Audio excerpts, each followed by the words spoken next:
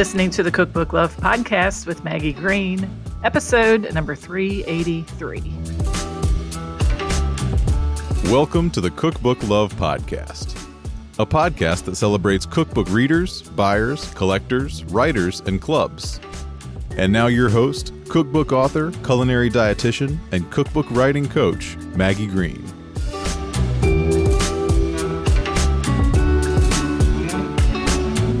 Hi, everybody. Welcome back to another episode of the Cookbook Love podcast. Welcome to 2026. I think I probably said that last week, but last week's episode on New Year's Day was recorded in 2025, recorded before the holidays, before I had my reflection time at the end of the year.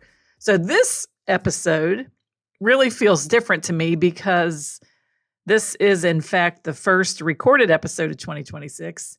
And it comes on the heels of me having some time to spend in reflection about 2025. And I'm going to use episode 333, The Ins and Outs of 2025, as the place to start this show, which is called The Ins and Outs of 2026. One of my favorite things to do is to think about things that I want to start doing more of, things that I want to stop doing in my life, things that I want to let go of, things that I want to bring forward. So what I'm going to do is give you a little bit of a process I went through, tell you about how I arrived at this discussion we're going to have today. I'm going to give you an update of my 2025 based on what I said was ins and outs of 2025. Then we're going to talk about 2026 and the fresh start that we have here in this new year. So a couple of things. In order to prepare for this episode, I did two major things. Number one, I went back and listened to episode 333. If you want to do some goal setting and make some changes in your life, there's nothing like telling an audience of people, hundreds, thousands of people, what you're going to do for the year. And then going back and listening to it and seeing how you did. So if you don't have a formal way to record what it is you want to do for the year, maybe write a letter to yourself and send it on January 1st of 2027 back to yourself so that you can read it. But I found it very fascinating, and it revealed a few things to me, which I'm going to actually talk about when we get into 2026 and talking about 2026. But I went back and listened to that episode, took notes about the things I said I was going to do, what I was going to let go of, how 2025 might be a year of more of some things and less of some things. And then I took a trip through my phone photos, month by month. I looked at all the photos I took in January, February, March, April, all the way through to the end of December. And I compared my list of photos and things that I did with my photos based on the ins and outs list of 2025 that I recorded for the podcast. So let me give you an update first. One of the things that I mentioned that I wanted to explore and do more of was looking at hanging artwork and different photos on a gallery wall. A gallery wall is when things are kind of randomly placed on your wall, and it's a way to decorate your house, but use up several of the photos or pieces of art that you have. I've always liked this look of a gallery wall, and I did create a small gallery wall in my dining room. So it's 4 randomly placed photos and pieces of art. But then it expanded kind of into thinking about doing it in another room. But instead, I turned that room into a reading room and a place where I can sit and write and do some watercolors, which I'm going to talk about here in a minute. It's on the southeast corner of my home, gets a ton of natural light. It happens to be higher up because of the pitch of our house than the others. I see the trees a lot. Kind of feels like a little tree house room. So my gallery wall expanded into setting up some things in that room to really make it more usable for me to have another place outside of my cookbook bunker to do some creative things and to do some reading, writing, and then going to talk about watercolors. So the gallery wall was semi-achieved. I do have a big wall in my living room that I think would look great for a gallery wall.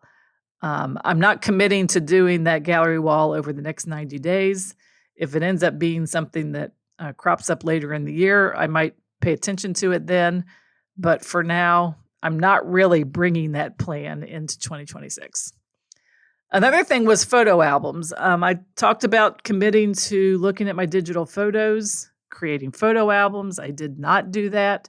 But what I did do, and something that I've always enjoyed doing, is every year I make a calendar for our family, our adult children, of pictures from the month on the front-facing page of the calendar. So it's a wall calendar that they can use. And it's always fun to go back through the photos, look at what we've done together, and to put special photos on the photo calendar. So I'd say kind of halfway did that, but still I have a ton of digital photos. I am sure this is not unique. If you have transitioned to using your phone as a camera, everybody's got tons of digital photos. So I still think about that a lot, but didn't spend as much time in my brain as I thought it might.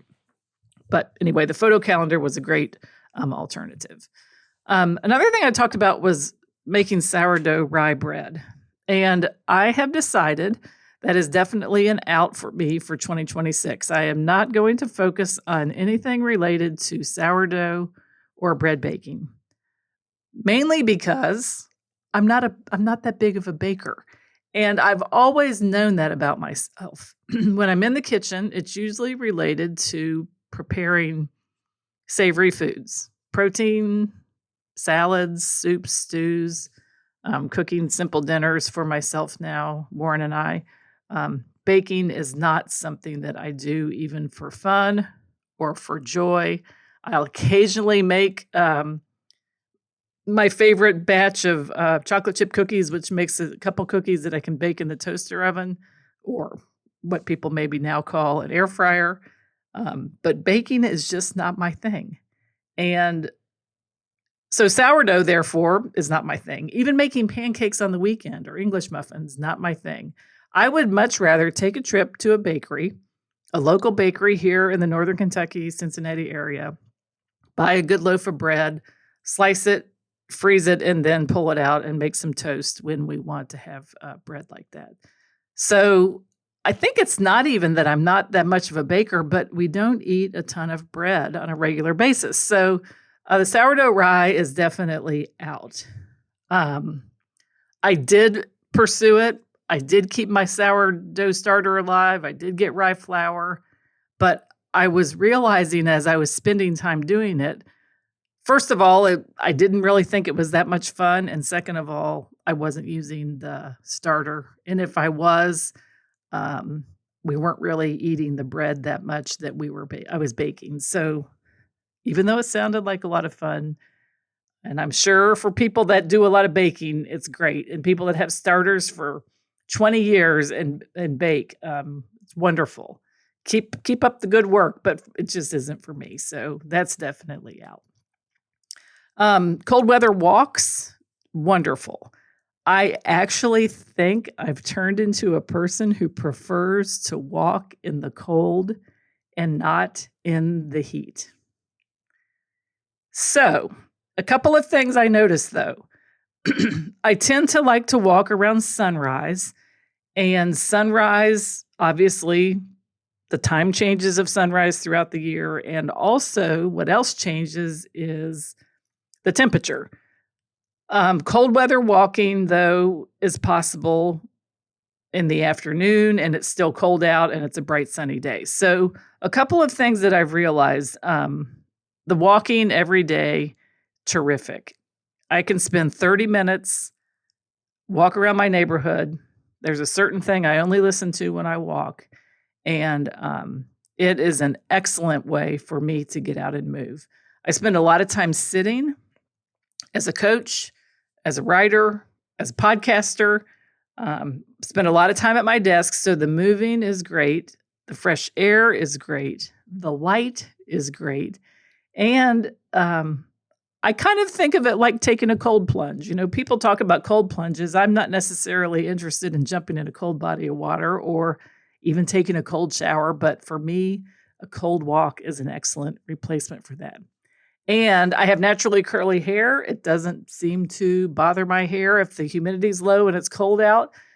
Summertime and springtime are obviously different. Those shoulder seasons where the temperatures start to creep up, I definitely prefer to walk in the morning or later in the evening, maybe around sunset, and then take a bath or a shower and then go to bed, and not so much cold weather walking, obviously, but more sunset walking rather than sunrise. So I hope that all of this is to say walking has still been an important part of my life. It is definitely in for 2026. And over the holidays, I committed to 2 things every day. That was taking a walk and drinking lots of water. And I slept great, felt great, had a terrific time with my family and friends over the holidays. Enjoyed my time alone here after everybody left for the holidays. And I have no doubt that walking and hydration were an important part of that.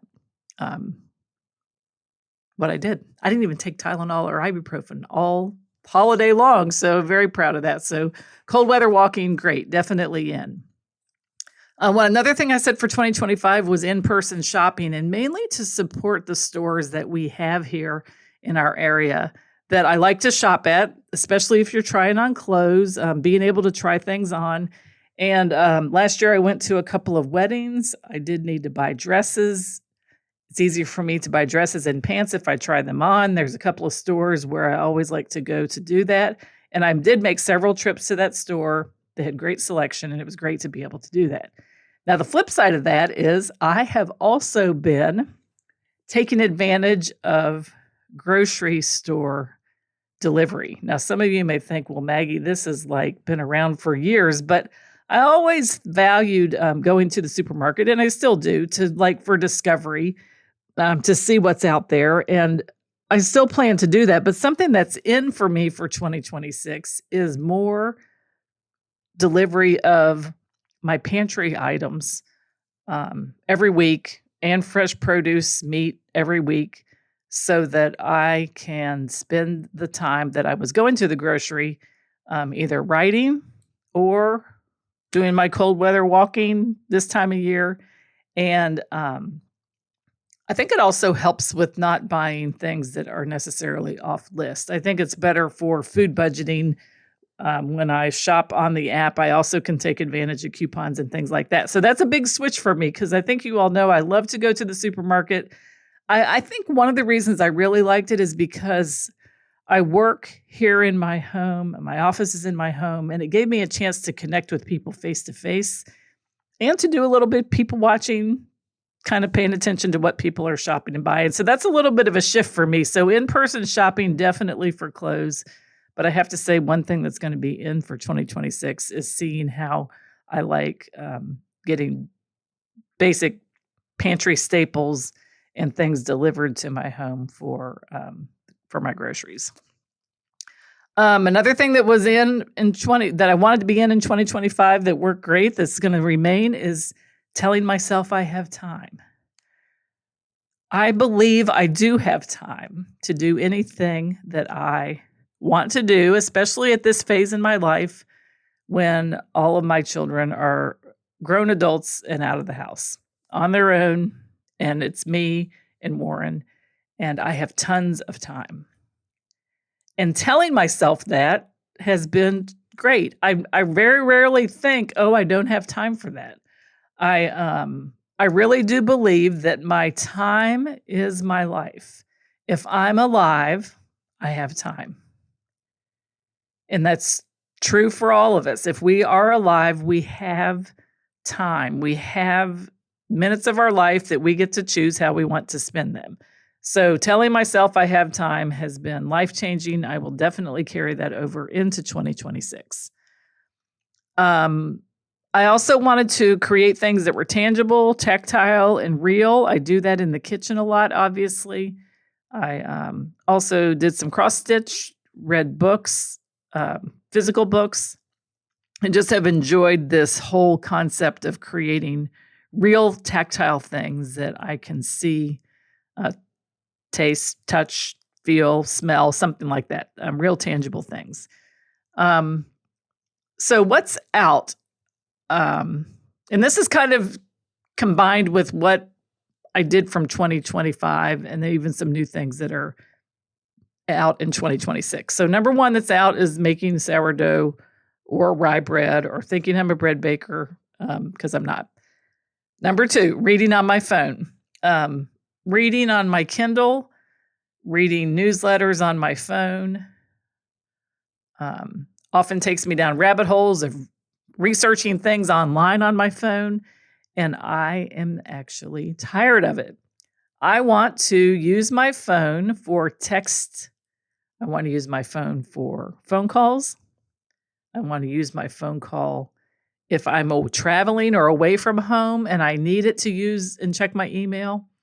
But my phone, it occurred to me, is not really a phone. The phone part of my device is now an app. People don't even have to use this thing that we hold in our hands as a phone anymore.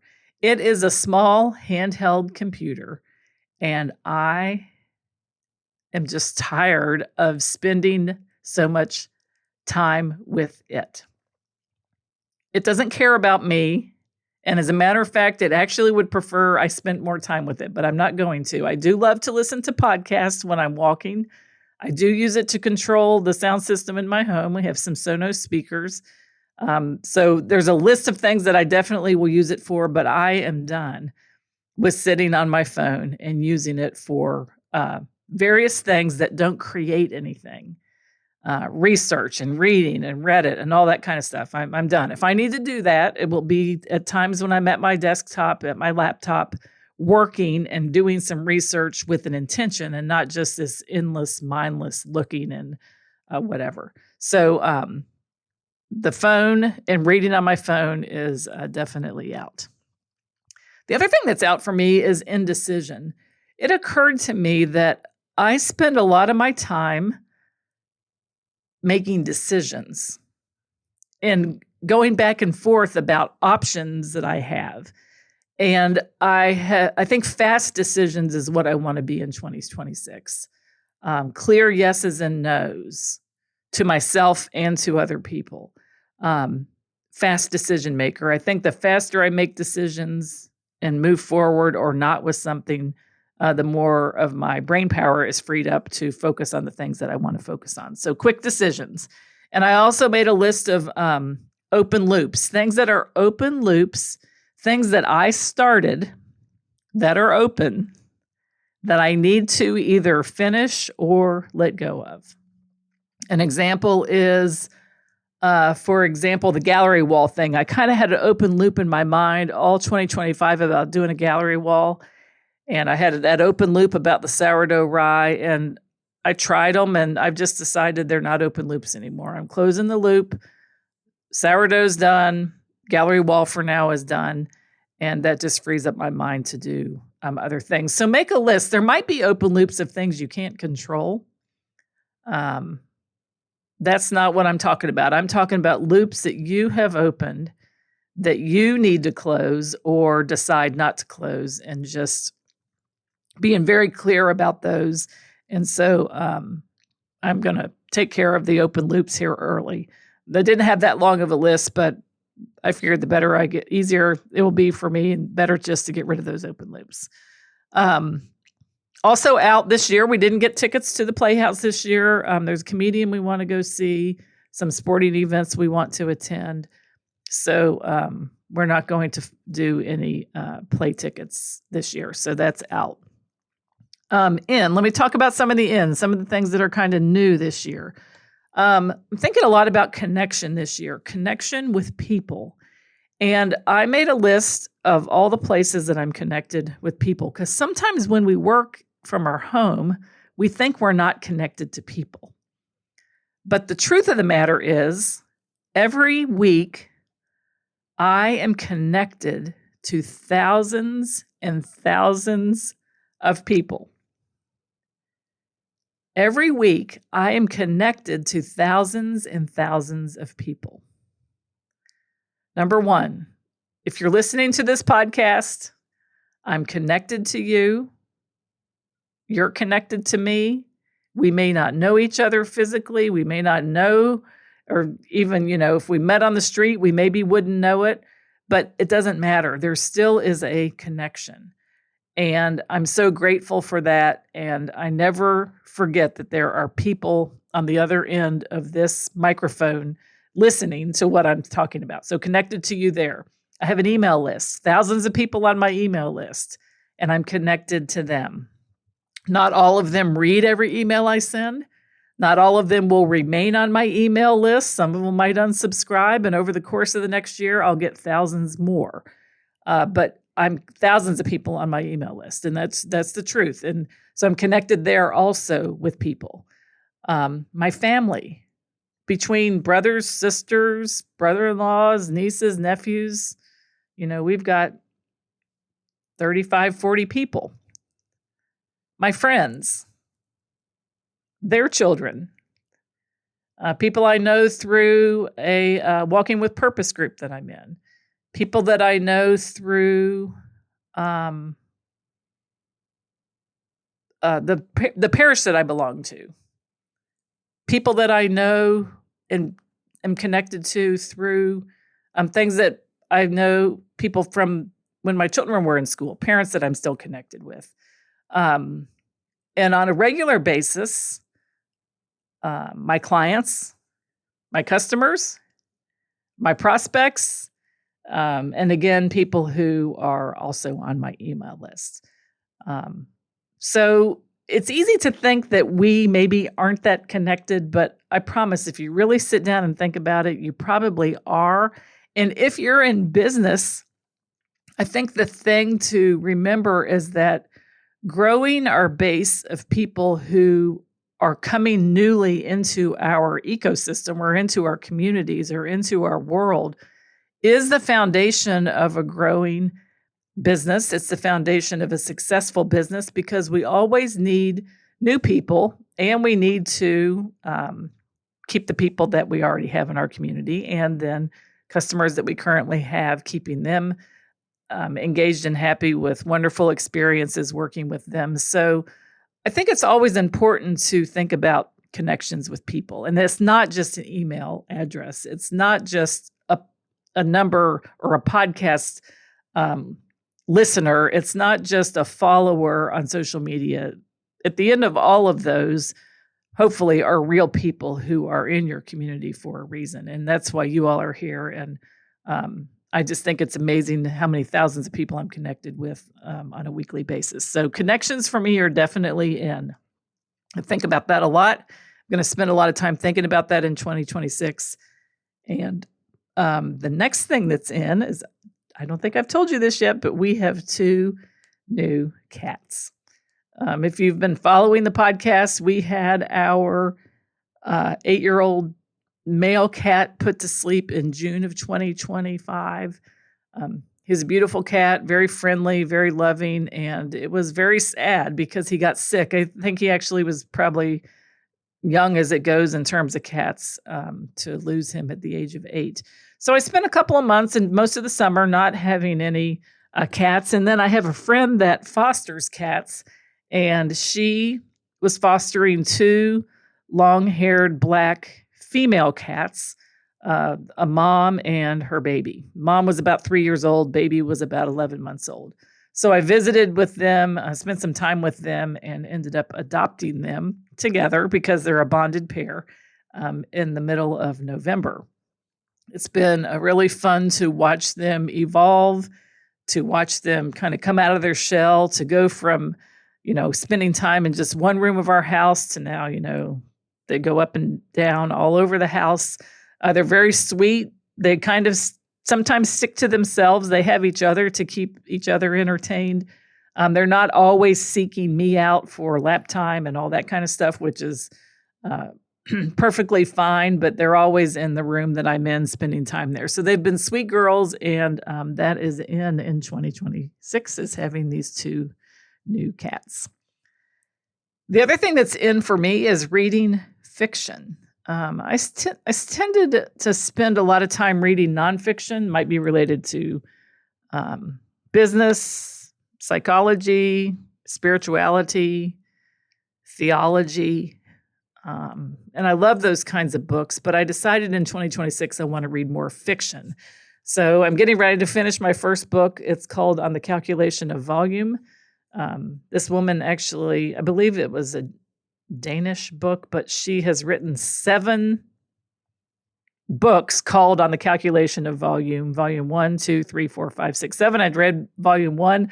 I got to decide if I'm going to continue to read the other volumes, because it's about a woman that experiences a Groundhog Day situation where every day when she wakes up, it's November the 18th. Every day. And her experience of reliving the same day over and over and over again. Got a lot of thoughts about that book, but anyway, so that's the first fiction book I'm reading, and I've got other fiction books that I've on my table that I plan to read. So more fiction. The other thing that's in, I did mention it a little bit earlier, is doing watercolors. Something that I thought I might do more of in 2025 was writing letters. And I didn't actually write that many letters, but I did continue to send cards. I usually am pretty good about remembering people's birthdays, sending cards, sympathy cards, get well cards, thinking of you cards. I love to do that. So I decided if I was going to want to dabble in watercolors, I'm going to work on using watercolors to make some cards and to send those in the mail. So I'll be combining those 2 little hobbies, and we will see how that goes. My 90-day goal here in the first part of the year is to kind of get a space set up where I can do watercolors, take a little course about watercolors, and get rolling on learning more about that in a small format, which is, I think my cards are going to be like 4x6. So I'm excited about the watercolor opportunity. The other thing that's in that was new in 2025 was feeding the birds. I started to do that last fall and continued through the winter, even bought some bird seed at a local store that had a bird seed sale. I use finch food, bigger sunflower seeds. I sprinkle some on the ground. I sprinkle some on a wall. I put some in a feeder. It's been really great and fun to feed the birds. So I plan to continue that in 2026. I also, on my patio this summer, had tomato plants, basil plants, and lots of flowers. We have brick walls on our patio, and it's a southern exposure, so it gets very warm. Basil and tomatoes both like the heat. It was really great to have those. We harvested so many cherry tomatoes, grape tomatoes, and yellow pear tomatoes, and tons of basil. Even brought some of the basil in and was able to use some of the plants for a dish I made for a Christmas brunch I hosted.